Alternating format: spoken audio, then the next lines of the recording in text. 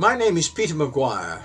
In 1997, I created and launched jazz clubs worldwide.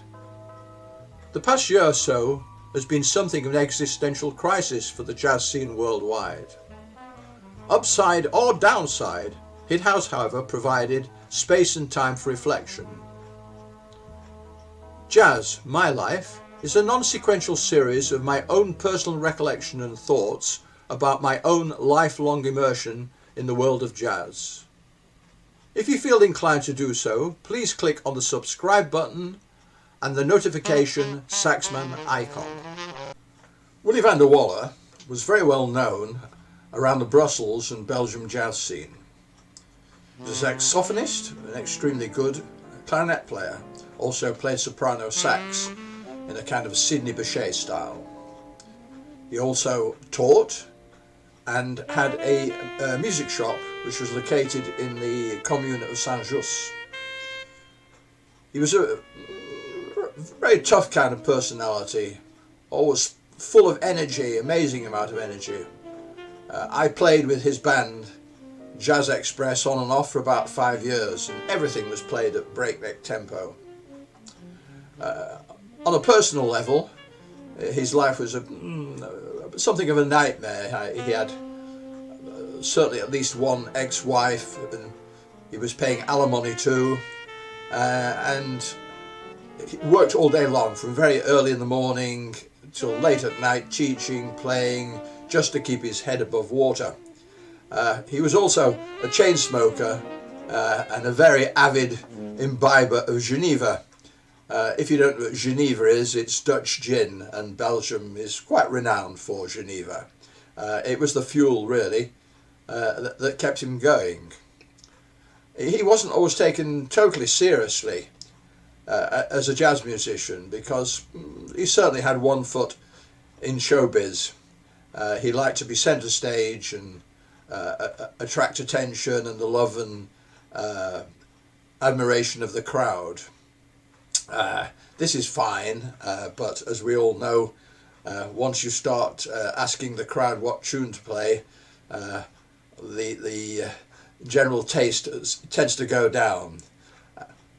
Basically, he had a circuit. Every 3 months he would do a gig somewhere, and then 3 months later, same place. So you could map the year out by all these various regular gigs. No residencies as such. On the one instance where a residency at a place called the Écu d'Or, which was on the Place de Brocaire, it was fine for the first couple of weeks, but the problem is the repertoire we played never changed, and in fact the timings and the order never changed either. So you can imagine that anybody going to a residency would listen to this and then go the next week and there'd be exactly the same repertoire, the same timing, and so on. So it was a good band in terms of doing the 3 monthly circuits, and he was very busy. He did all kinds of things, braderies and festivals, and he was a very light guy.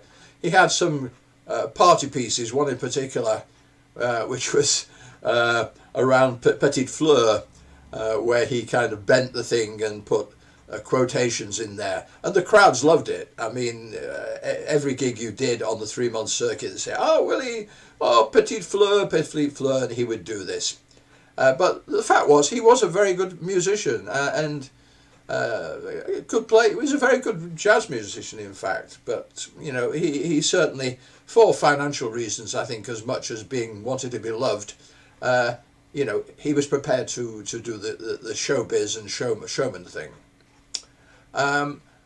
The problem was that his life was so complicated that sometimes this could really cause problems in terms of timing, etc., etc.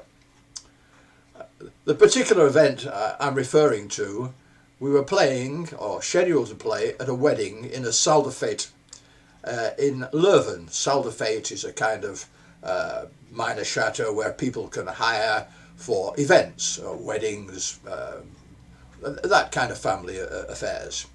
So we arrive at this salle de fête in Leuven, and we go inside, and there's a kind of balcony all the way around the inside, like a very large reception area with a balcony all the way around. Now we always, or most of the time, we would wear smoking, i.e. we would wear evening dress. So we're there, 2 o'clock in the afternoon.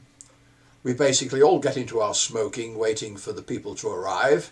There was nobody there, except on the opposite balcony was a rather puzzled looking guy with turntables and a DJ set up.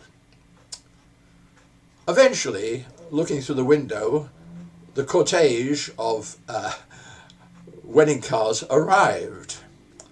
The bride and groom got out, and they made their way towards the entrance of the chateau, followed by the guests, 2 by 2 by 2 by 2.